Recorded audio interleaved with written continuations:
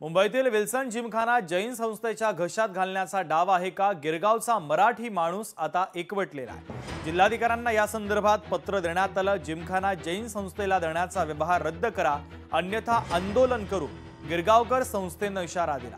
या संदर्भात विल्सन जिमखाना येथून आढावा घेतलाय लोकशाही मराठीचे प्रतिनिधी भूषण शिंदे यांनी। पाहूयात। सध्या आपण आहोत गिरगाव मधील विल्सन जिमखाना। इथे पाहू शकता हाच जिमखाना सध्या वादाच्या भोवऱ्यात अडकलेला आहे। याचं कारण म्हणजे संपूर्ण हा जो जिमखाना आहे, ही जी जागा आहे ती जैन समुदायाला देण्याचे प्रयत्न सध्या सुरू असल्याचा गंभीर आरोप हा आम्ही गिरगावकर संस्थेने केलेला आहे।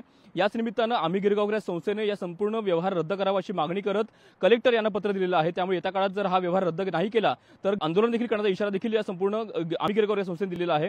त्यामुळे येत्या काळात आगामी पालिका निवडणुकीच्या अनुषंगाने कुठेतरी जैन विरुद्ध मराठी असा देखील वाद देखील निर्माण होऊ शकतो। त्यामुळे येत्या काळामध्ये या नेमक्या प्रकरणात नेमकं काय घडतं हे पाहणं अत्यंत महत्त्वाचं असणार आहे। कॅमेरामन अनिकेतसह भूषण शिंदे, लोकशाही मराठी, मुंबई। लोकशाही मराठी ऐका, पहा, जागरूक रहा।